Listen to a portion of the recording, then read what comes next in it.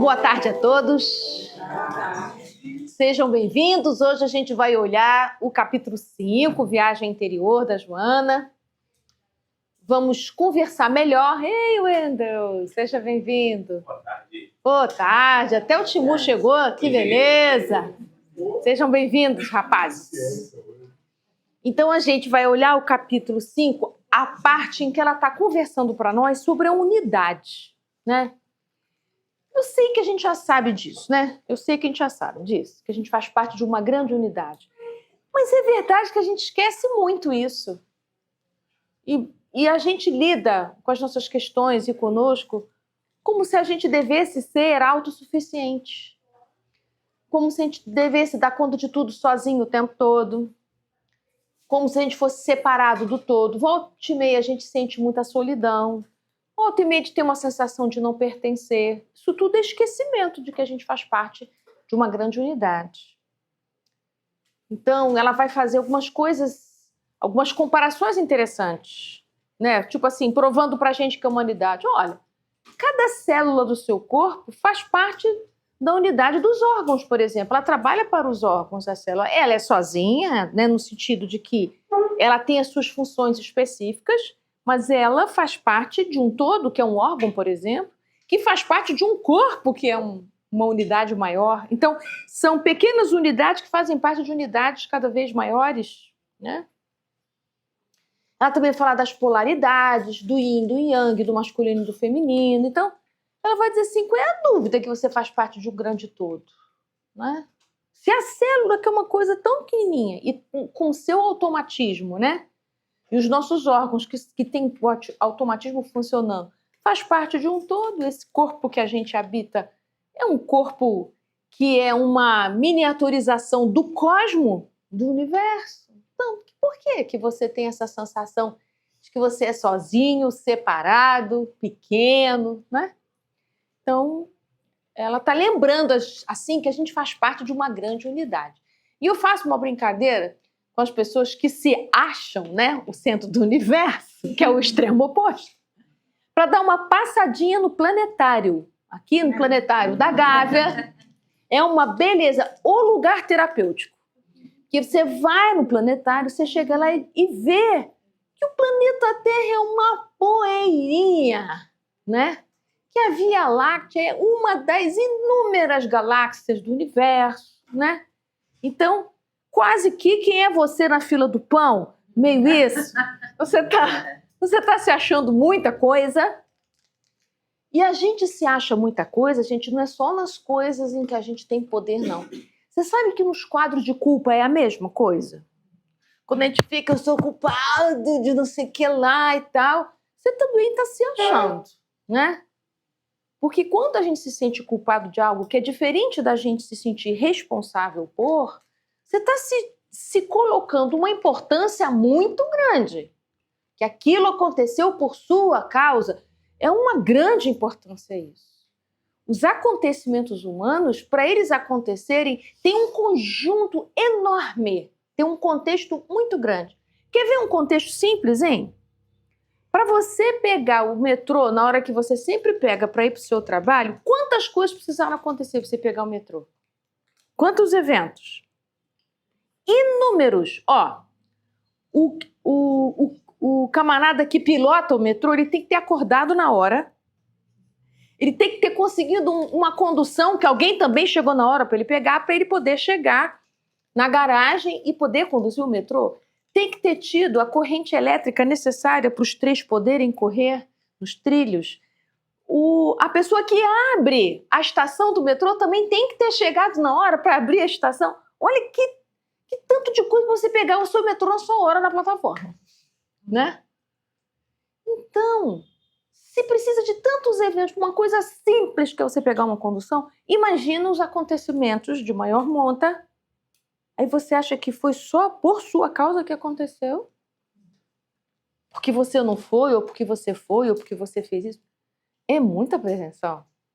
Então, por isso que a gente, em doutrina espírita, estamos sempre ajudando as pessoas a entenderem a sua parte, que é a sua parcela da responsabilidade. A culpa é uma coisa muito totalizante que não nos pertence. Então, nós fazemos parte de uma unidade, mas nós não somos a unidade, né? Então, para a gente poder reencontrar com o nosso tamanho de novo, né? Então, vamos ao capítulo. Eu fiz algumas telas resumidas para a gente, a partir delas, ir trabalhando, tá? Então, ela diz que a gente está fazendo uma grande viagem da inconsciência para a lucidez, não é? Nós já sabemos disso, né? Que a gente está fazendo aquela grande viagem. Nós já conversamos aqui sobre os reinos que a gente já fez parte. Hoje a gente está habitando um corpo humano. Para a gente chegar a ter condição de habitar um corpo humano, quantas coisas já aconteceram, né? A gente nem lembra disso, mas nós temos registro disso nas nossas constituições mais sutis. Então, quem lê pra gente aí? A inconsciência para a lucidez. Isso. Choque entre o que se está e o que se é. Centelha divina engasculada, encarcerada na carne. Aumentando o desequilíbrio emocional. Saudade de como se vivia e ansiedade pelo que se pretende e deverá alcançar. Então, ela está dizendo que a gente sente isso. Que a gente tem uma luta entre quem a gente já foi e quem a gente está para ser. Então, sentir saudade e ansiedade será algo que nos marcará a existência sempre. Porque a gente não sabe se a gente vai fazer certo o que a gente se propôs, né? A gente não sabe se vai dar certo. Mas do ponto de vista espiritual, sempre dá.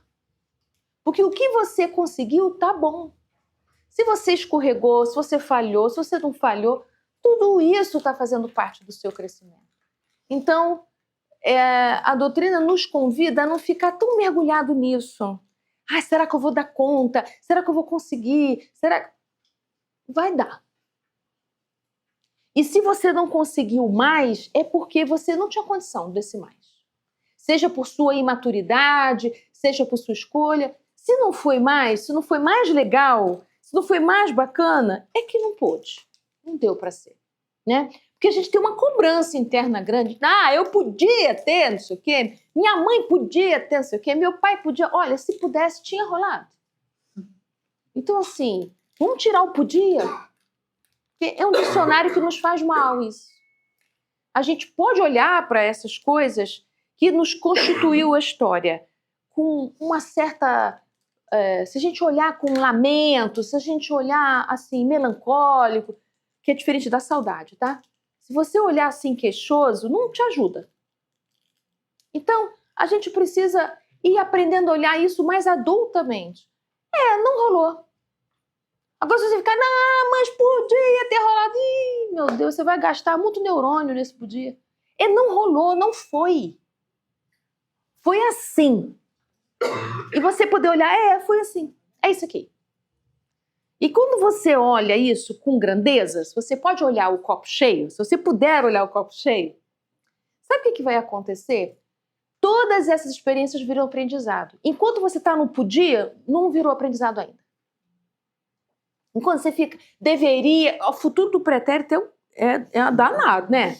Poderia, queria, faria, tinha que ter sido.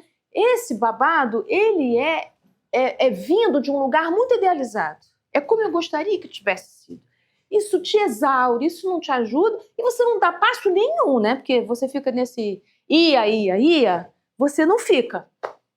Não aprende, não absorve, né? Então, bora tirar os futuros do pretérito e a gente poder juntar isso que nos dá. A gente saudade como a gente vivia onde?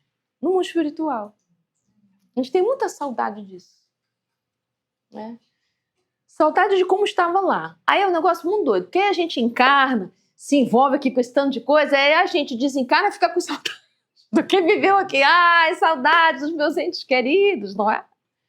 Então, diria que, para a Joana, saudade e ansiedade vão compor a nossa experiência.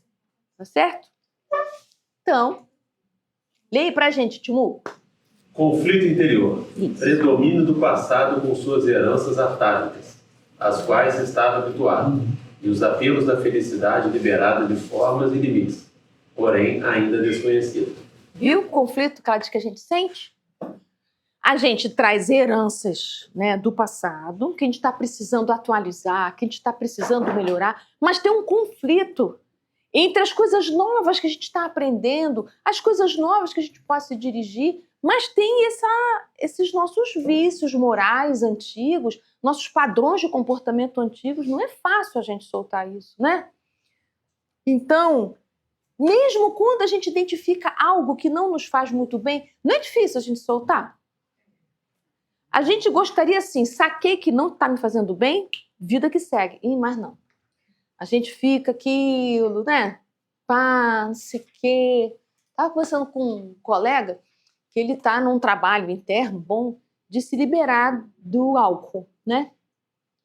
Mas ele tem um bendito grupo de WhatsApp que manda todas as promoções de bebidas alcoólicas. Ah, na loja tal tem isso, bebida tal tá em promoção não sei aonde, aí partilha, aí leva, o outro mostra a adega que comprou, o outro aquilo, tá? Que esse grupo é danado para ele, né? Eu perguntei para ele, amigo, por que você não sai desse grupo? Né? Escreve assim, beijo, tchau, fui, né? Ai, que difícil. Então, é algo que faz mal, é algo que ele percebe que o deixa exaurido, assim, que o convoca para um lugar que ele não quer mais habitar. Ele até brincou assim, ó, se eu for beber tudo que está aqui em casa, vou levar uns 10 anos. Então, eu não preciso comprar, né? Mas o grupo fica lá, então, promoção, ele fica maluco com as promoções, sabe? Ganha, né? Ai, meu Deus, vou apertar. Pronto. E aí aparece aquele pedido feito, obrigado, a gente fica feliz com essa mensagem, né? E olha, você vê assim, a dificuldade que a gente tem de nos liberarmos das heranças atávicas. A gente já viveu, gente, nessa distração. Esse samba-lelê, isso é coisa antiga nossa. A gente já está desperto para novos movimentos. Eu estou dando esse exemplo do álcool de ser qualquer coisa, sabe? O quanto que a gente se distrai, a gente já sabe que é para lá, mas aí a gente fica aqui enrolando. Não é? Eu estava enrolando domingo. Eu combinei com a minha nutricionista que eu ia caminhar todo domingo. Botei o tênis. Cadê que eu saía de casa? E aí eu resolvi molhar a planta, eu resolvi botar comida pro cachorro, e eu resolvi arrumar não sei o que lá. E eu falei, gente, que eu não tô saindo de casa. Né? Depois. Não, em casa andei que foi muito. Andei muito, tô enrolando. Que dificuldade de sair, sabe? Então, nossa, eu saí sem vontade. Saí quando o sol tava morrendo no céu ainda, né? Eu falei, olha só, eu gosto de andar. E olha a dificuldade de sair de casa. Então é isso, assim, a gente precisa vencer essa inércia imensa. Sair, de fazer um movimento novo, de libertar a nossa alma de heranças atávicas. Porque, pelo menos no meu horizonte, ninguém saía para caminhar. Não tinha essa história de ter que caminhar para diminuir colesterol. Não existia isso. Eu nunca vi minha mãe fazer isso, nem meu pai. Isso não tem nada a ver com o meu universo cultural. Então, eu tenho que empreender um hábito novo em algo que não fez parte do meu horizonte, em momento nenhum. Aliás, não tinha nem academia no bairro que eu morava quando eu era jovem. Tinha academia de ginástica no bairro que eu nasci, no bairro onde eu morei. Aqui, Gabi, tem um cantinho para quem é pequenininho. Então, quando a gente vai lembrando isso, nós estamos num processo de conquistar movimentos novos. Isso é, um esforço pra gente, tadinho. Um esforço pra gente. Aí, passou no teste. Muito bom, passou no teste. Muito bem. Então, ela diz que a gente tem muitas áreas emocionais para evoluir. Não tem só uma área. Então, a gente tem... Me deem exemplos aí de áreas da vida da gente que a gente precisa evoluir. Esse mesmo que você pensou. Vai, qual é? Não, área. Nós precisamos da área corporal. A gente, né? Então, a gente precisa vencer muita coisa do corpo. Eu dei o exemplo aqui da minha caminhada, a dificuldade. Vencer aqui para trazer saúde para o corpo. Que é a alimentação do corpo. Tudo isso na área do corpo, alimentação, hábitos. Beber água. 2,5 litros que ela falou para mim. É muito litro, né? Meu Deus do céu. Quando eu vou chegando nos 2 litros, eu já estou enjoada de ver água. Né? É isso. Então, difícil. Isso faz parte da área corporal. Não, é outra área. Então, a área corporal, veja só, a gente só tem que lidar com ela quando está encarnado. Viu a saudade que a gente sente? Não precisa cuidar de nada disso quando está desencarnado. Mas quantas horas do seu dia você cuida do corpo? 8 horas a gente dorme. Quantas horas sobra? Se dorme às 8. Tá? Eu estou levando em consideração que vocês não estão no homeopata, vocês dormem. Então, 8 horas... Sobram as 16. Aí você trabalha um tanto dessas 16. Mais umas 8? E quantas horas sobra para você fazer as outras coisas? Pouca. Porque você gasta a hora para cuidar do seu corpo. As horas que você prepara o alimento, as horas que você vai no hortifruti, que você vai no supermercado, não é? Que você limpa a casa. Então, percebe? Por que será, então... Então, vocês percebem como é que o corpo é importante demais para a gente?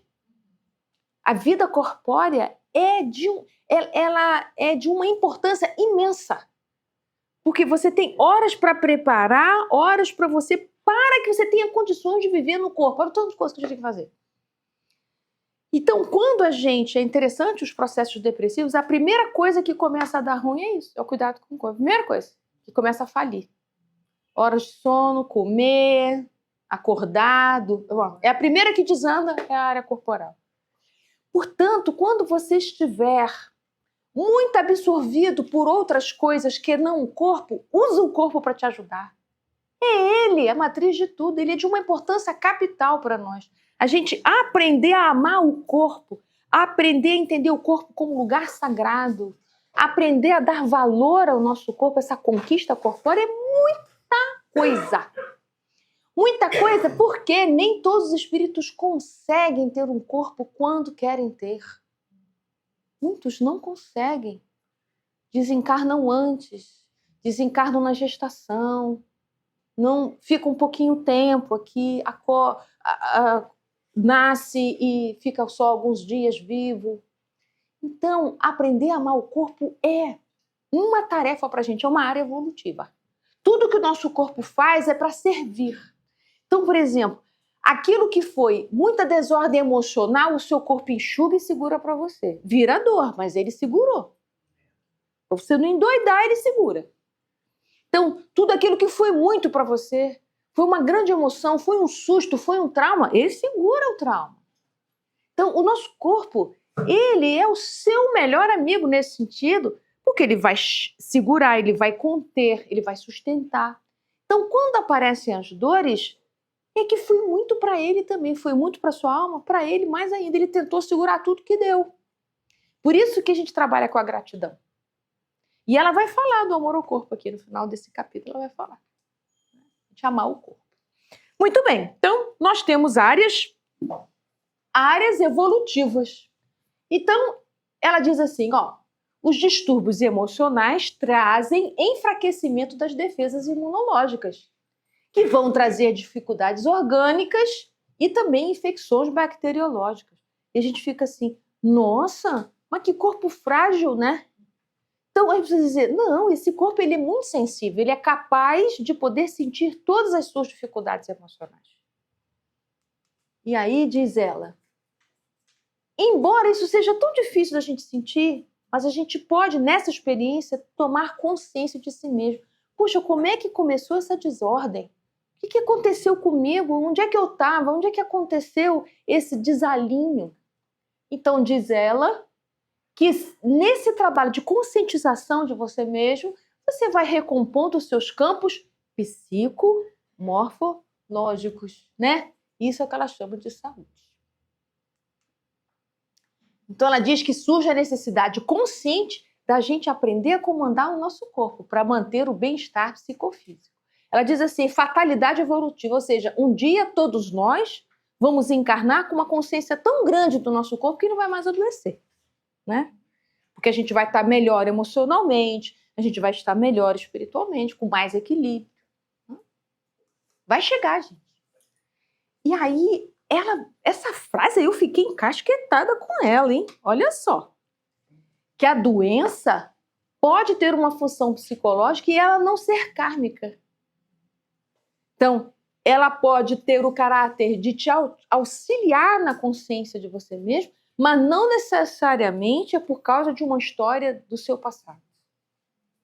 Então, é para a gente refletir sobre isso, né? Então, será que essa doença que eu estou enfrentando hoje, ela é de origem kármica ou não? Será que esse adoecimento teve outra função? Sim, a gente estudou isso no livro do Leon Denis, quando a gente estudou sobre a dor, em que ele fala das finalidades da dor. Às vezes, uma dor, ele deu 4 finalidades, né? Uma dor vem para nos ajudar a dar o limite que a gente não está conseguindo. Então, ela vem nos proteger. Então, ela não é uma função kármica, ela tem uma função psicológica. Limites que você não está conseguindo dar por vontade própria, o corpo vem e dá. Mas não é que Deus mandou seu corpo ficar doente, não, viu?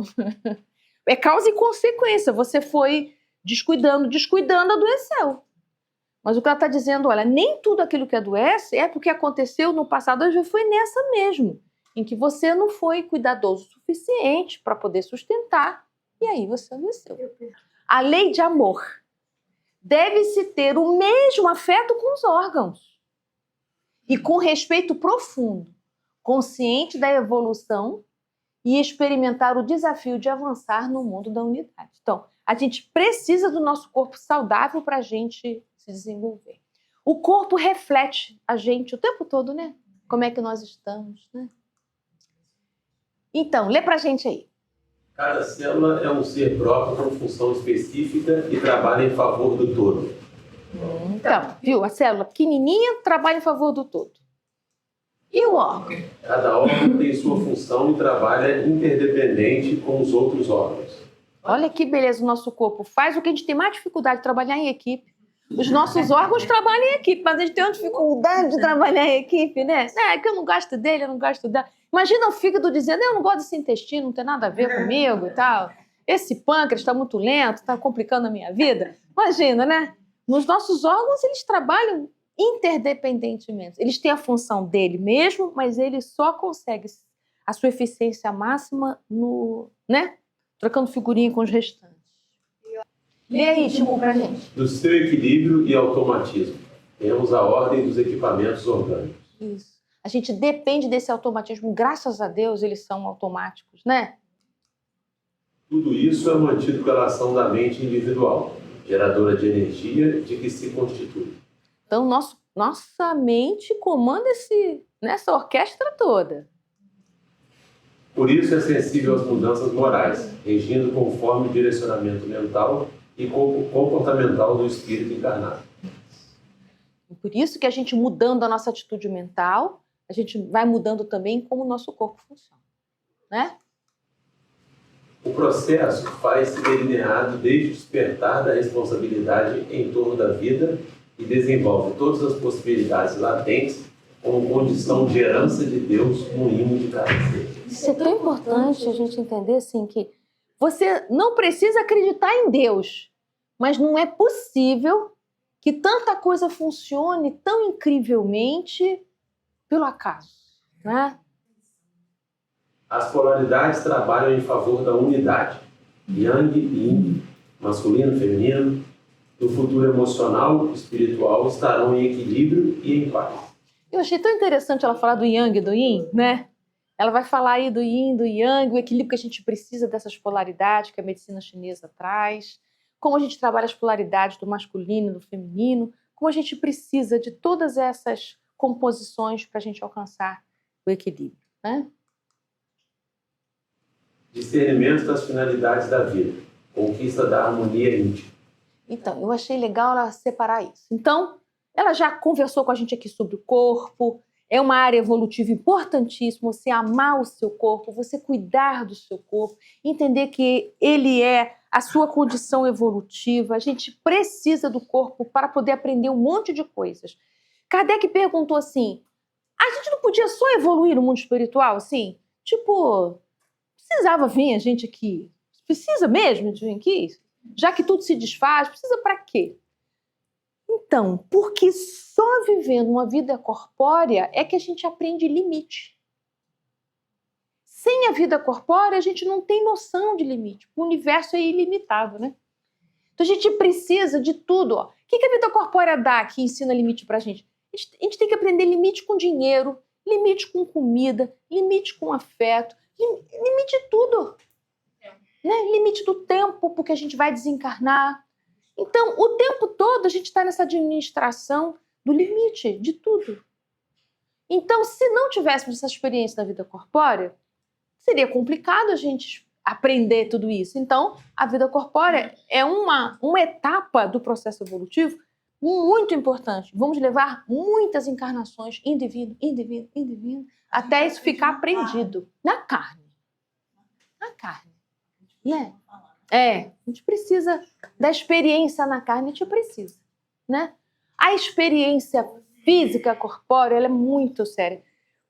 Por exemplo, essas experiências de cortar o corpo quando se está muito angustiado, eu acho interessante a gente pensar que isso é uma tentativa da alma de dar um lugar físico para aquilo que não tem dimensão.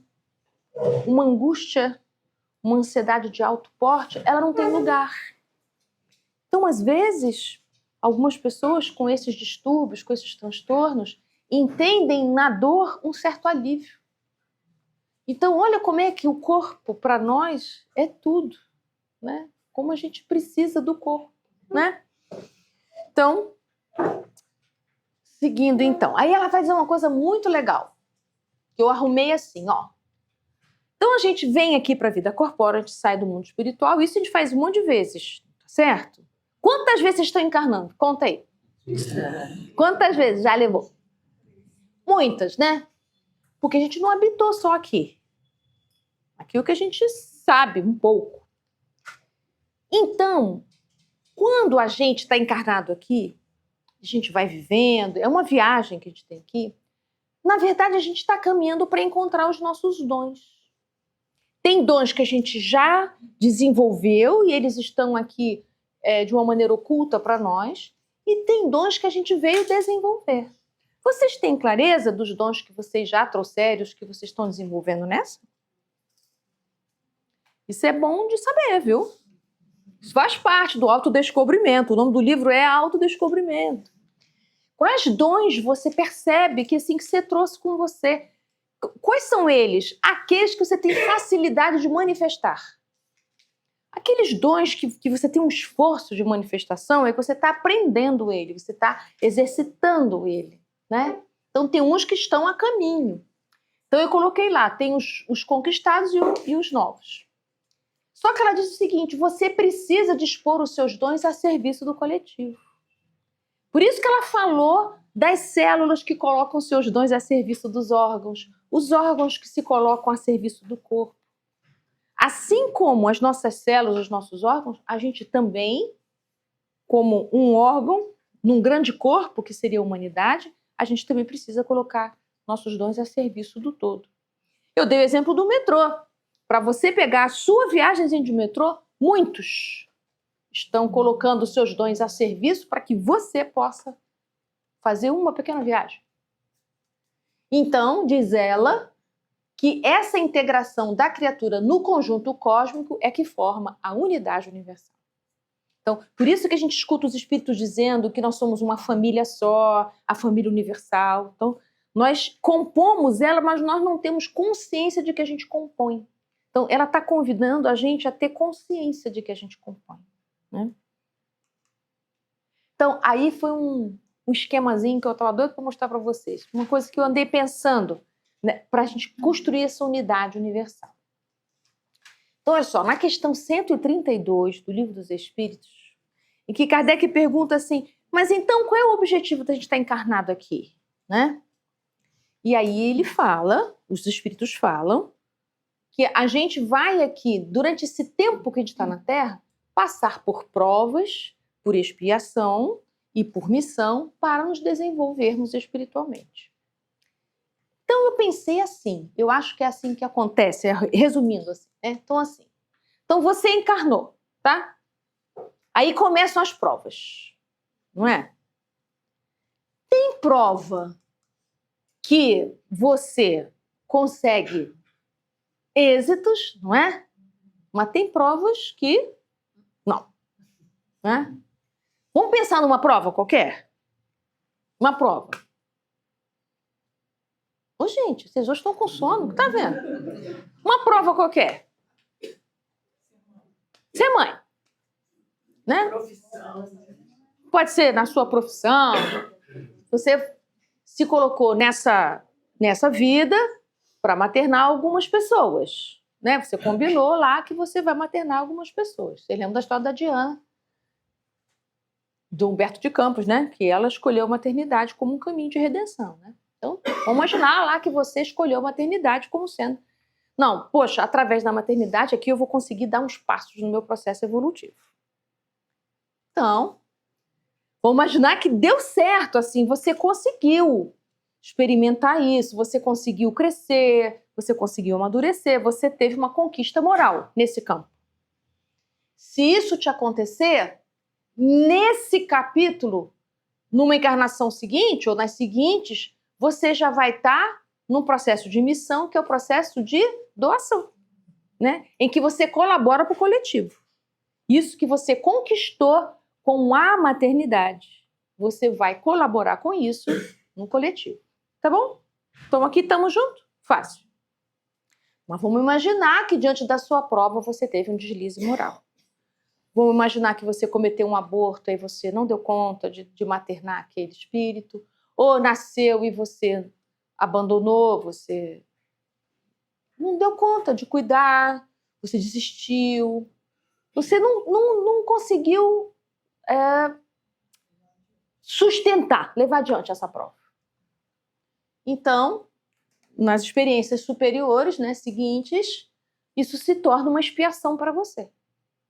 Porque você agravou aquilo que era para você dar um passo à frente, você vai precisar repetir, até aquilo poder se tornar uma virtude moral. Tá? Até quando você não consegue engravidar? Não conseguir engravidar pode ser uma expiação. Pode ser uma expiação. Porque você está no trabalho de poder, você está sem condições físicas de gestar. Porque você lesionou esse lugar muitas vezes. Psiquicamente ou fisicamente, tá? Então, chega numa encarnação em que você não tem condições espirituais de engravidar novamente. Então, para curar esse lugar, você vai levar um bom tempo. Né? Às vezes, numa mesma encarnação consegue, às vezes não, precisa de mais de um. Né? Muito bem. Pensei num outro exemplo. Vamos imaginar que você experimentou a prova do poder, tá? Do poder. Prova da maternidade, beleza. Você experimentou a prova do poder. Com dinheiro. Poder com dinheiro. Eita! Poder com dinheiro. Você tinha ascensão e você utilizou mal a sua ascensão, a sua exposição e lesou muitas pessoas financeiramente. Tá certo esse exemplo? Isso é um deslize moral. Então você não conseguiu superar a prova do poder. Né? O que aconteceu na experiência seguinte? Vamos imaginar, autismo.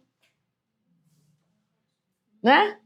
Porque no autismo, o que aparece? Um encapsulamento.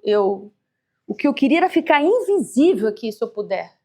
Às vezes vem comprometido na fala, vem comprometido na cognição. Aí depende da anomalia. Por isso que o autismo tem um espectro, que são vários graus de intensidade.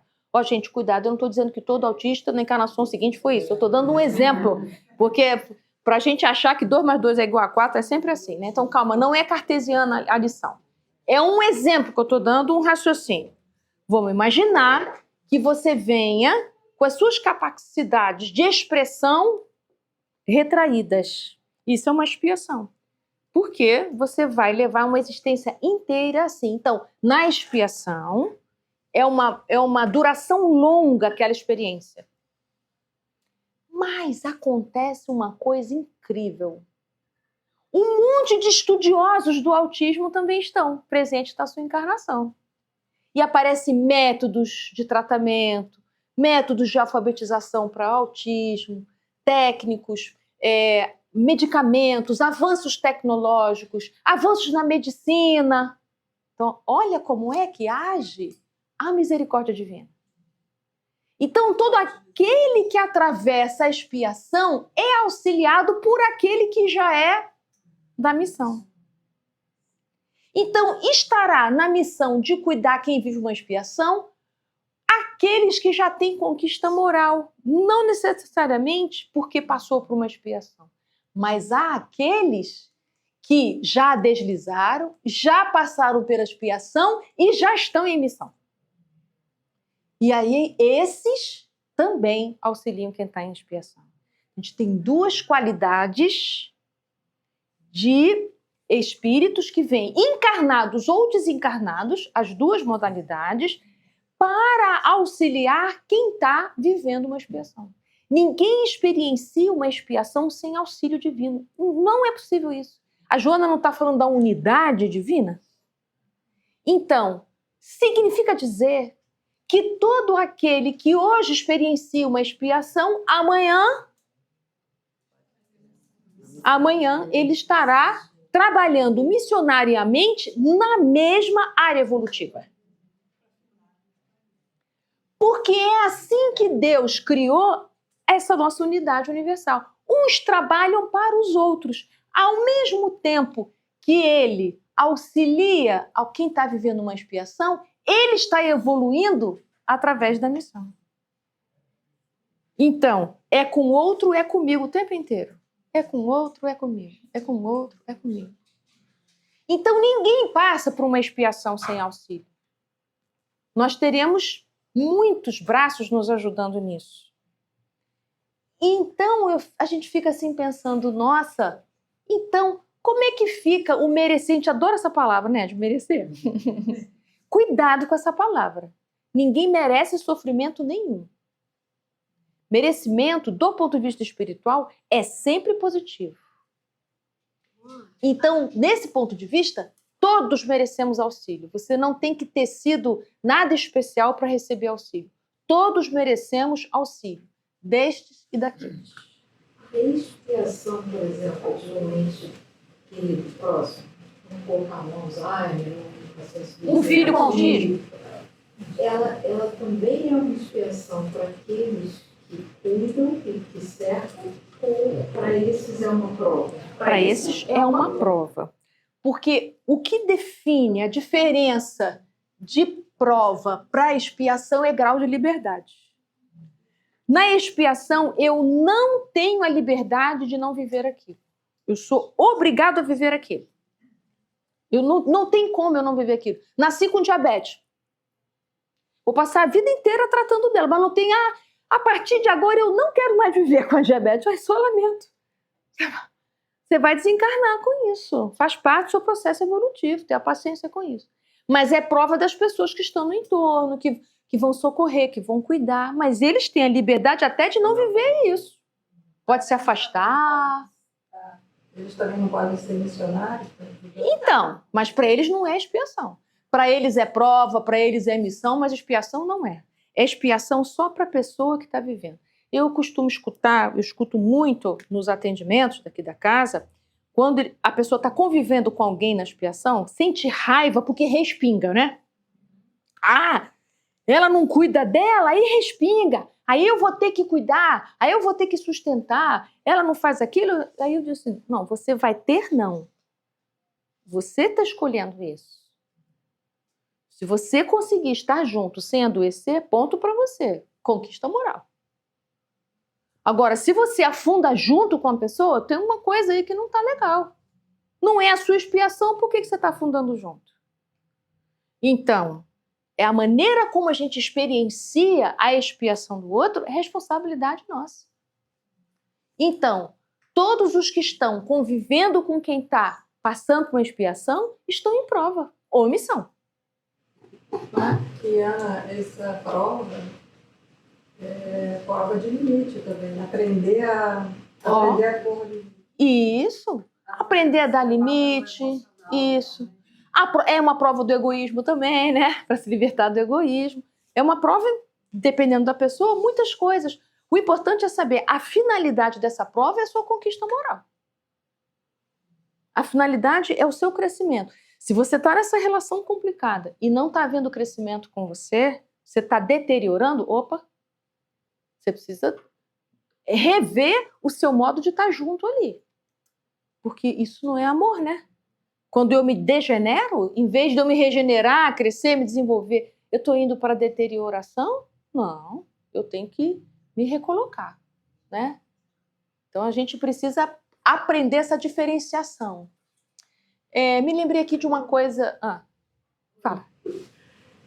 E sempre que você opta por viver com alguém que está em expiação, você está em missão?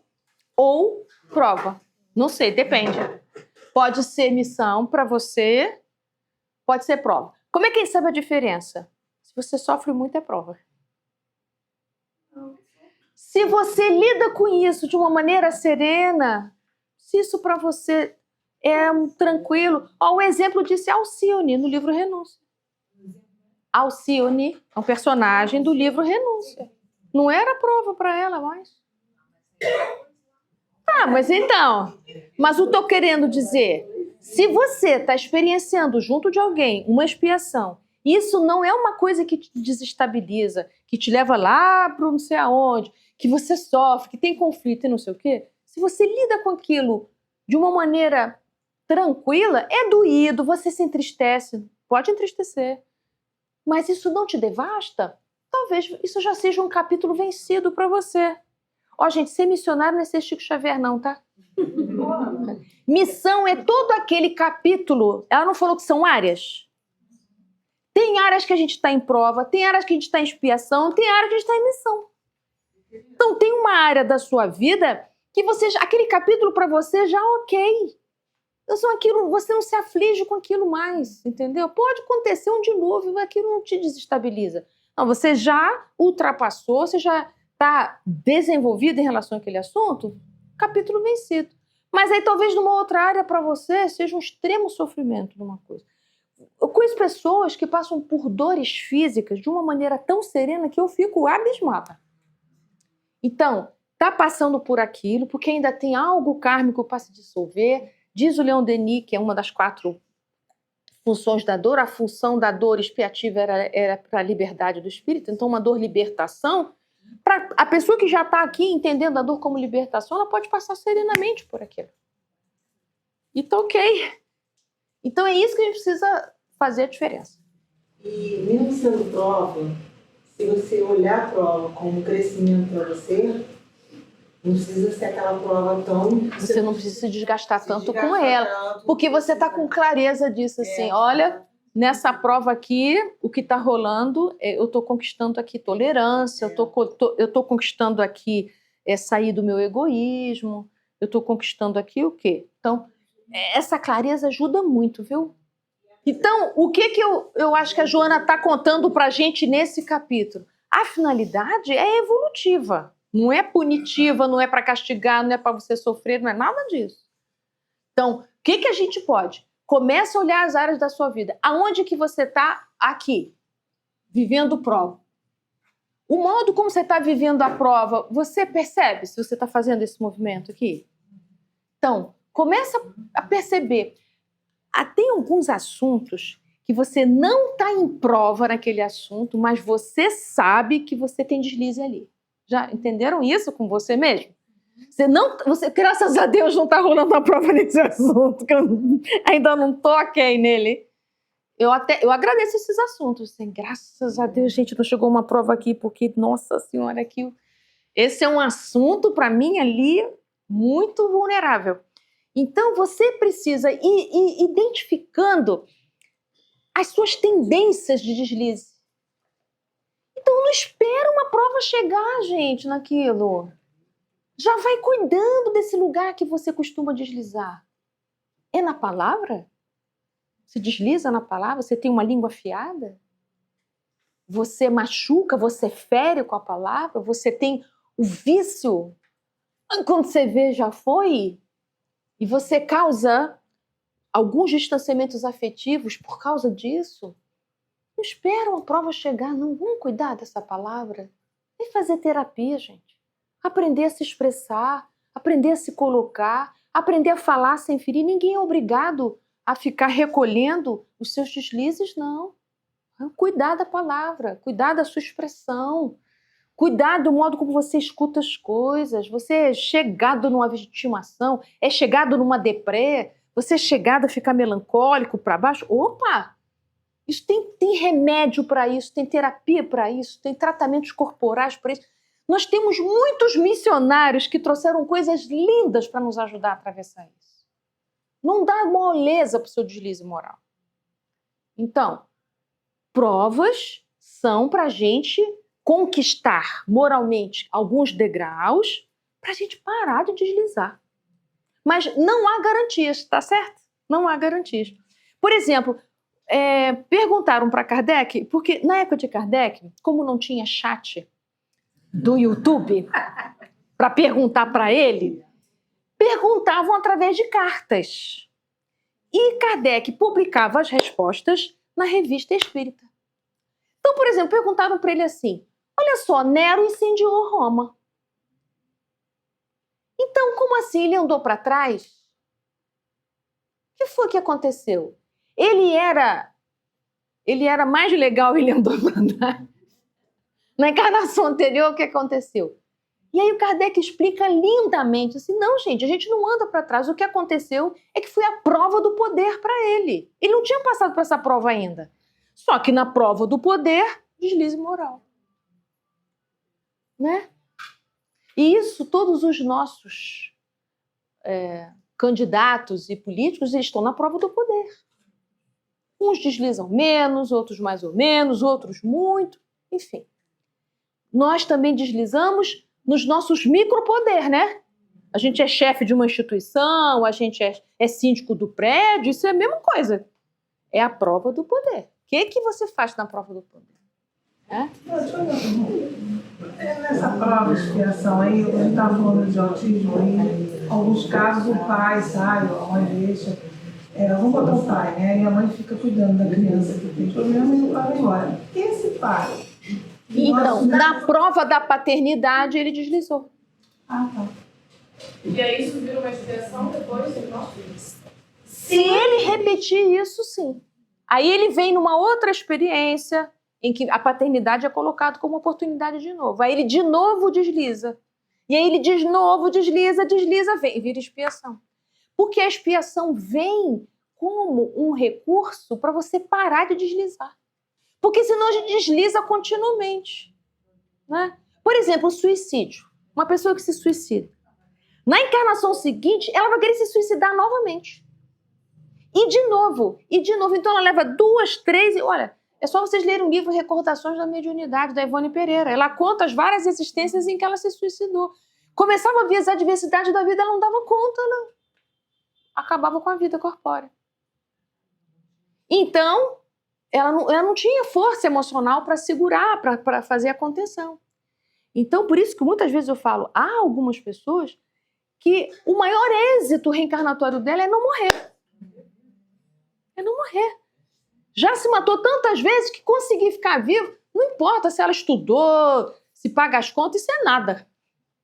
A gente fica, mas não trabalha, mas não fez faculdade, mas não sei o quê. Isso, filho, se ele não morrer, já está um espetáculo. Para de cobrar. Então, é isso assim. A gente precisa respeitar a história individual de cada espírito, porque a gente não sabe de onde ele vem. De que provas quantas provas ele deslizou naquele assunto e ele está nessa conseguindo isso. Às vezes até vem com sequelas grandes, né? Para não conseguir se matar de novo. Vem sem braço, vem sem olho, vem sei o quê, para conseguir, né? Kardec dá um exemplo bom que ele diz assim, numa encarnação, ele é um criminoso que além de roubar, mata também. Aí numa existência seguinte, ele continua criminoso, mas aí ele já não tem mais o instinto de matar. Numa outra encarnação, ele tem a vontade de roubar e não rouba. Ele já não mata, não rouba. Numa outra encarnação, ele vem com precariedade material. Faço uma existência que para comprar um pão eu, aquela pessoa que luta a vida todinha com dinheiro. O dinheiro é difícil para aquela pessoa, os bens materiais é difícil para aquela pessoa. A existência é todinha, mas não roubou, não matou, não lesou ninguém, até fez o bem, participou de tantas coisas. Pronto, venceu. É assim, o processo evolutivo é esse. Então, a gente que já está aqui em alguns assuntos, a gente poder saber como é que a gente coloca. Por isso que ela diz, precisamos colocar os nossos dons a serviço do coletivo. Por quê? Porque muitos estão colocando seus dons a nosso serviço. Né? Os pesquisadores. Imagina, gente, antes da penicilina. Não é? Hoje a gente está com a feridinha, bota um nebacetinho que resolve o problema. Mas para a gente poder sofrer menos, alguém... Né? Depois que a gente espia, depois que eu espio numa área, né? Quando eu tiver a oportunidade, vou para a reparação. Não tem condição de eu errar tudo de novo naquela área. Não. Não, sabe por que não? Porque aquilo não é mais uma tentação para você. Não é mais uma tentação para você. Quando você tem a conquista moral, o que era tentação para você aqui cessa. Você se encontra com aquilo... Não toca. Né? Quando a gente lida com as pessoas, a gente vai vendo qual é a tentação de cada um. Para você olhar a sua, né? Deixa eu olhar a sua. Percebe como aquela pessoa, diante daquele assunto, ela é extremamente tentada a dar aquele passo. Então, é a área da prova. Não, qualquer coisa. Qualquer coisa. A ser explosivo, a ser agressivo.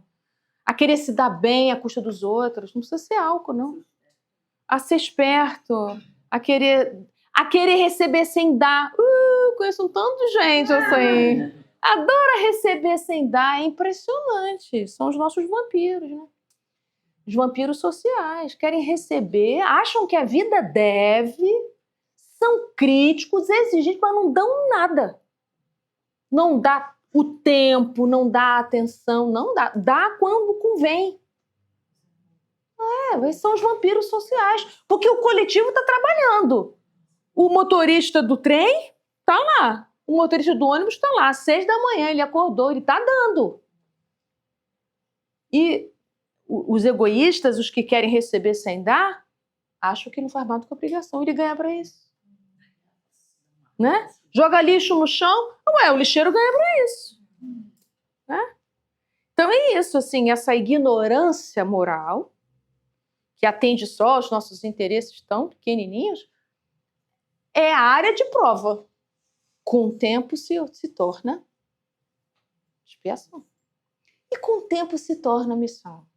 Temos vários exemplos de missionários, né? Na internet a gente vê um monte. Um rapaz numa comunidade resolve juntar o lixo do rio e faz uma barragem para tirar todos os resíduos, com materiais bem simples, com garrafa PET. A gente não vê essas notícias lindas? Então, são esses. Ou foi conquista moral a partir de uma prova, ou foi uma conquista moral que veio depois de ele viver tantas expiações. É bonito demais a gente ver que tudo compõe uma unidade. Então, é uma questão de tempo a gente poder viver melhor. A gente alcançar esse lugar mais amadurecido, né? Para nós ainda falta um bom pedaço, né? Mas, então, aqui ficou claro. Eu só esqueci de falar uma coisa. Isso aqui pode repetir várias vezes, tá?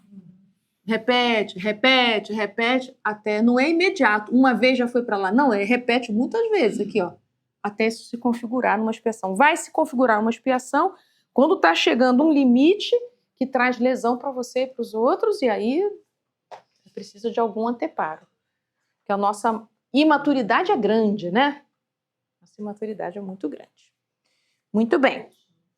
Vamos. Ela diz: todos devem se esforçar para em equilíbrio cooperar a favor do conjunto harmônico, sendo plenos, por sua vez, em si mesmo. Olha que legal essa ideia dele. Ela está falando assim, olha, a gente deve se esforçar para o todo, mas olha, cuida para você ser inteiro. Então, ela está falando aqui uma coisa muito séria, que às vezes a gente confunde isso. A gente quer fazer para fora, mas se desequilibra completamente aqui dentro. Não. Ela está dizendo, ó, por sua vez, cuida de você. Seja pleno aqui. Para que você esteja fazendo pelo outro de um bom lugar, não de um lugar dependente emocionalmente. Porque quando a gente faz isso, faz tudo pelo outro e a gente vai se deteriorando, isso é um processo de dependência emocional. Né? Então, o que ela está dizendo aí, seja pleno em você. Se coloque para esse conjunto harmônico, com limite, no seu tempo, para que isso seja bom para você e para os outros também. E aí eu escolhi essa frase para fechar esse estudo, em que ela vai dizer: esta marcha ascensional é desafiadora, não é um desafio para a gente viver? Não é? Somente podendo ser empreendida e realizada quando luz a conscientização do processo de evolução no ser, que não pode tardar. Nós estamos entendendo, nessa frase, que ela diz assim, que tudo tem a ver com a gente se tornar consciente do que está acontecendo. Você se tornar consciente da prova que você está experimentando, aonde que você desliza, aonde que você coopera com o todo, o que é o seu nível de tentação, aonde você percebe que tem tentação. Você se entende como uma partícula do todo, assim como as células para os órgãos para o corpo, assim como os planetas para as galáxias para o universo, assim, portanto. Você já entendeu que você faz parte disso tudo? Já entendeu, não com a cabeça, já entendeu com o seu coração, que tudo no nosso entorno é um processo de troca constante? Já compreendeu qual a sua parte? O que você pode dar? O que você espera receber? Então, ela está convidando a gente a entender essa unidade divina. Então, vamos lá no nosso livro? Isso tudo que a gente viu hoje é só esse primeiro item. Busca da unidade. Né? Então, vamos ler o comecinho de novo, agora, depois da gente ter visto tudo isso. Olha só como é que ela começa o capítulo. Não obstante o conceito einsteiniano de que o universo marcha para o caos, há uma fatalidade desenhada em plenitude que está reservada para a energia pensante. Ser espiritual, o homem é um incessante despertar. Pela sua natureza energética, se vincula à angelitude e, através do seu processo de evolução, conduz a herança animal por onde transitor, retendo-se nas amarras do instinto e esforçando-se pela aquisição da consciência, a fim de liberar-se dele, para favorecer o desdobrar de todas as potências latentes, que procedem de sua origem transcendental. Mais à frente, a gente já leu isso, mas estou falando de novo. Ó. Esse processo é semelhante a um parto transcendental, que é da inconsciência para a lucidez. Foi assim que a gente começou o nosso slide de hoje, né? Nós estamos saindo dessa inconsciência para uma lucidez cada vez mais plena. Se tornar consciente de tudo o que acontece conosco. Então, todos os nossos slides terminam aqui para a gente ir para o próximo, que é realidade e ilusão. Então, o convite dela é para a gente se tornar consciente da nossa viagem. Nós estamos indo do ego para o self, não é isso que a gente está vendo? Do ego para o self? Então, realidade e ilusão no nosso próximo encontro. Tá certo?